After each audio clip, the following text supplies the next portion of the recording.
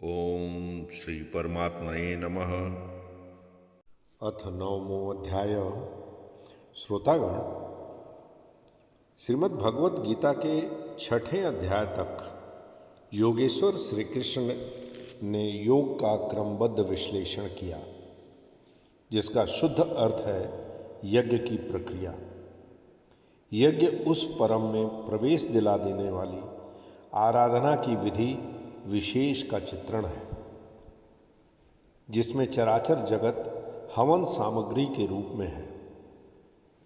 मन के निरोध और निरुद्ध मन के भी विलय काल में वह अमृत तत्व विदित हो जाता है। पूर्ति काल में यज्ञ जिसकी सृष्टि करता है उसको पान करने वाले ज्ञानी होते हैं और वह सनातन ब्रह्म में प्रवेश पा जाने का हकदार है। उस मिलन का नाम योग है। उस यज्ञ को कार्य रूप देना कर्म है। 7वें अध्याय में उन्होंने बताया था कि कर्म को करने वाले व्याप्त ब्रह्म संपूर्ण कर्म, संपूर्ण आध्यात्म, संपूर्ण अधिदैव, अधिभूत और अधियज्ञ सहित मुझको सब जानते। जबकि 8वें अध्याय में उन्होंने कहा कि यही परम गति है और यही परम धाम है। प्रस्तुत 9वें अध्याय में योगेश्वर श्री कृष्ण ने स्वयं चर्चा की कि योग युक्त पुरुष का ऐश्वर्य कैसा है, सब में व्याप्त रहने पर भी वह कैसे निर्लेप है, कर्म करते हुए भी वह कैसे अकर्ता है।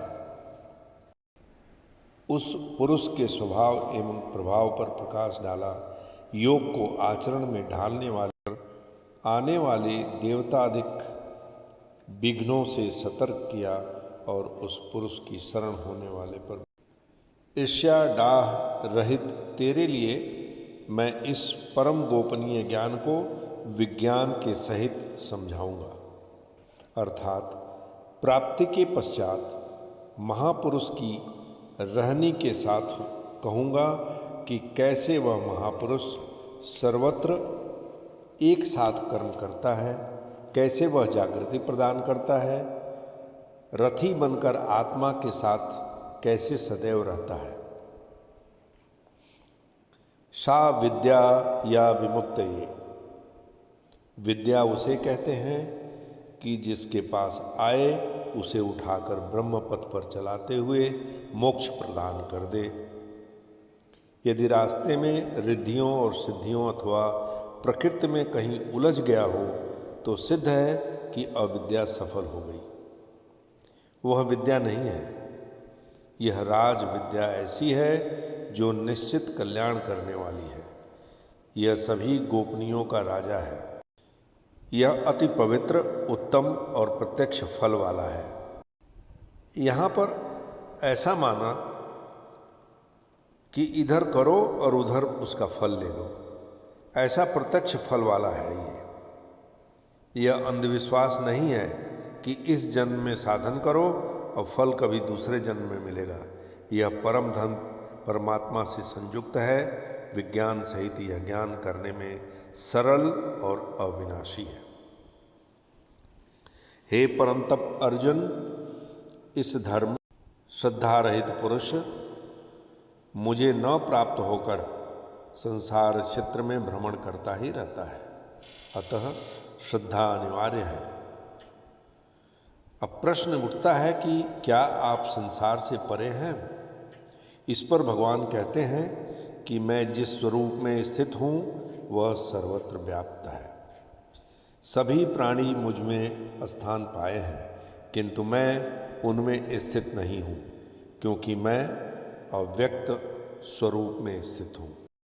वस्तुतः सब भूत भी मुझ में स्थित नहीं हैं, क्योंकि वे मरण धर्मा हैं, प्रकृति के आश्रित हैं।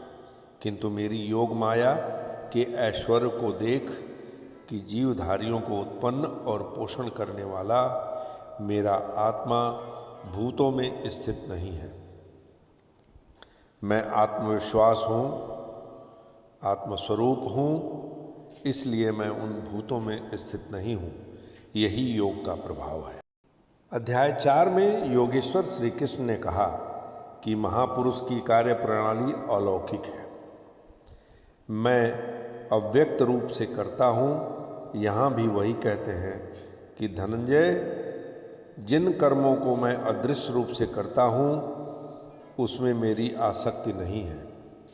उदासीन के सदृश रहने वाले मुझ परमात्मा स्वरूप को वे कर्म नहीं बांधते, क्योंकि कर्म के परिणाम में जो लक्ष्य मिलता है उसमें मैं स्थित हूँ, इसलिए उन्हें करने के लिए मैं विवश नहीं हूँ।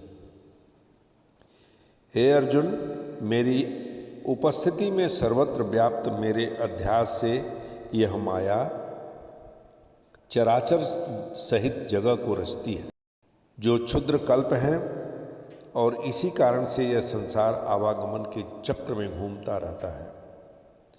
प्रकृति का यह क्षुद्र कल्प, जिनमें काल का परिवर्तन है, मेरे अध्यास से प्रकृति की करनी है, मैं नहीं करता।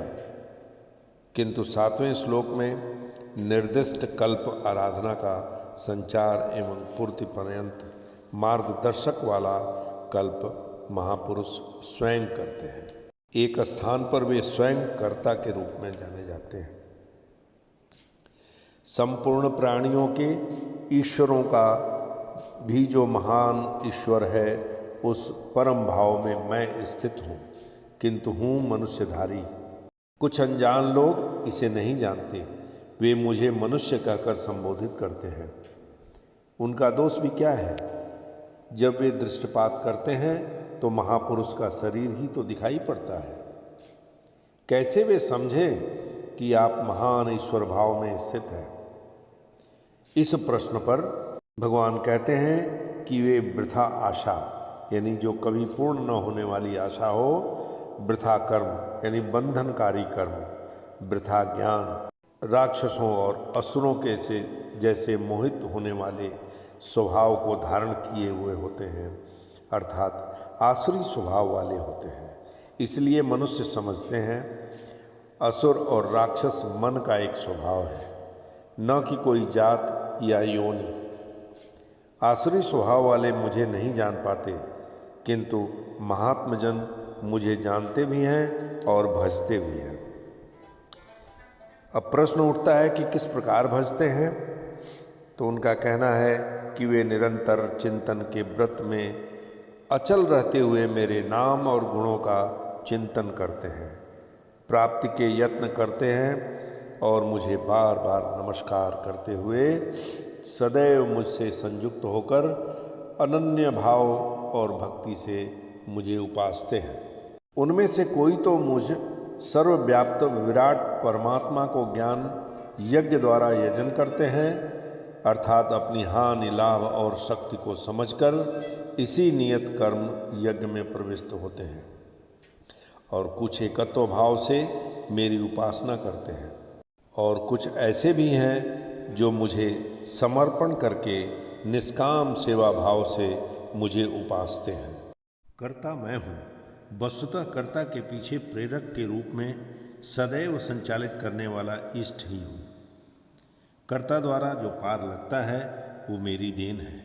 यज्ञ मैं हूँ। यज्ञ आराधना की विधि विशेष है।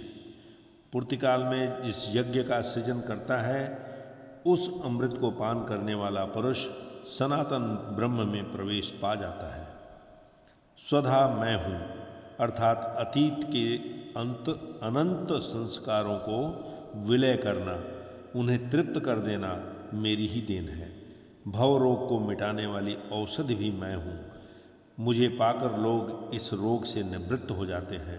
मंत्र भी मैं हूँ। मन को श्वास के अंतराल में निरोध करना मेरी देन है। इस निरोध प्रक्रिया में तीव्रता लाने वाली वस्तु भी मैं ही हूँ। मेरे ही प्रकाश में मन की सभी प्रवृत्तियाँ विलीन होती हैं। हवन अर्थात समर्पण भी मैं ही हूँ। हरिओम तत्सत।